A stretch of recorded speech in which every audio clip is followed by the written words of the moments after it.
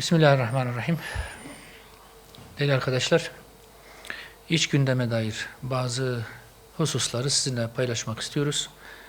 İlginizden dolayı öncelikle teşekkür ediyorum.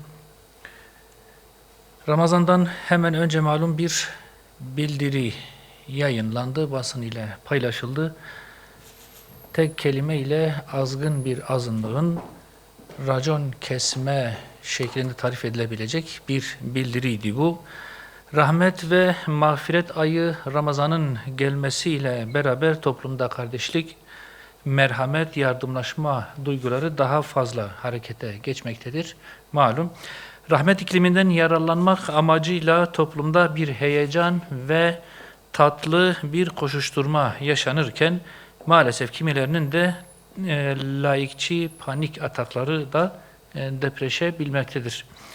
Değerli arkadaşlar, Ramazan'dan bir gün önce laiklik bildirisi adı altında piyasaya sürülen kindar bir metin, sözüm ona aydın, sanatçı, siyasetçi, akademisyen, geçinen destekçilerinin tedaviye muhtaç ruhsal hastalıklarına ayna tutmaktadır bu bildiri. Anti-emperyalist tafralar üzerinden yapılan laf kalabalığı halkın dindarlığına ve çocukların Ramazan coşkusuna kin kusmayla neticelenen çetevari bir karaktere dönüşmektedir. 28 Şubat darbecilerinin ultimatom kıvamındaki çıkışlarını taklit ederek yaşadıkları bataklıkları halkın hayat tarzına hücum ediyorlar. Bu güruh ideolojik bağnazlıklarını laiklikle perdelerken, laikliği de Haçlı şövalyelerinin elindeki mızrak gibi halkın sırtına saplamak istiyorlar. İdam kemendi gibi gördükleri laikliği erozyona uğrayan itibar ve imtiyazlarını geri kazanmanın kamçısı olarak görüyorlar, böyle değerlendiriyorlar, parmak sallıyorlar, maalesef tehdit ediyorlar. 28 Şubat şakşakçılığı artık geride kaldı. Özellikle bunun altını çizmek istiyoruz.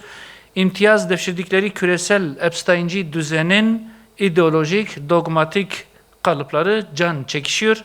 Epsteinci düzenin yerel versiyonu elitistlerin çıkış umudunu hala halkın inancına ve dini değerlerine saldırmakta bulması acınası hallerini net bir şekilde gözler önüne sermektedir. Değerli arkadaşlar, alkolün, uyuşturucunun, fuhuşun, kara paranın, kumar ve bahisin bataklık haline getirdiği alanlardan topladıklarının desteğiyle bu milletin inancına ayar çekeceğini sanıyorlar bu kesimler. Şimdiden geçmiş olsun dileklerimizi onlara iletiyoruz. Ancak avuçlarını yalayacaklardır. Hiçbir şekilde amaçlarına ulaşmaları mümkün olmayacaktır. Laiklik adına dinozorluğa soyunanlara diyoruz ki, fosilleşmiş zihniyetinizle, heyecanla sahura kalkan Minik Ali'nin babasıyla teravihlere koşan Mehmet'in, okulda Ramazan panosunu süsleyen Ahmet'in coşkusuna asla engel olamayacaksınız. Bunu da bu şekilde ifade etmiş olalım. Değerli arkadaşlar, kamu kaynaklarının kullanımı ile alakalı bir hususa da temas etmek istiyorum. Kamu kaynaklarıyla ahlaki erozyonun desteklenmesi çok ciddi ahlaki sıkıntılara neden olmaktadır. Bundan muhakkak kaçınılması lazım. Ne demek istiyorum?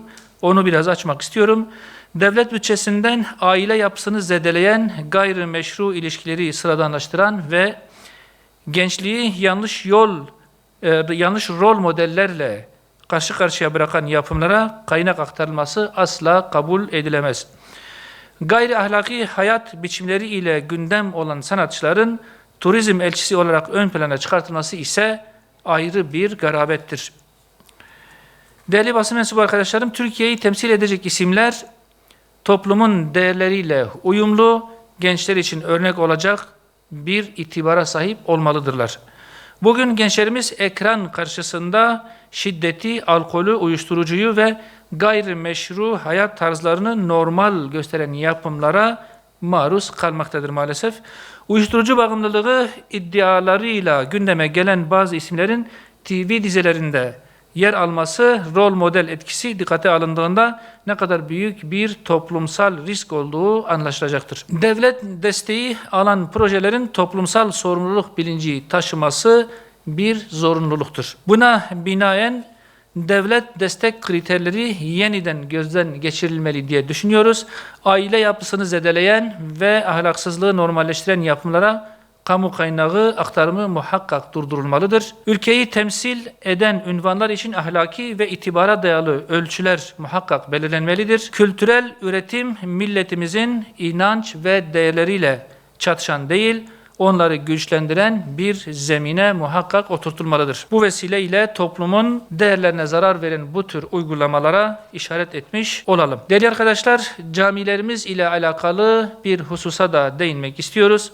Camilerin elektrik borçlarını maalesef Diyanet İşleri veya devlet ödeme noktasında işin altına elini koymaktan ziyade bunu topluma mal etmeye çalışıyor. Bu yıllardan beri söz konusu olan bir uygulama. Ülkemizdeki kamu kurum ve kuruluşlarının tüm enerji giderleri devletin genel bütçesinden karşılandığı halde cami, mescit ve Kur'an kursu gibi resmi ibadethane ve dini tedrisat yerlerinin aydınlatma dışında kalan ısıtma, soğutma giderleri genel bütçeden karşılanmamaktadır.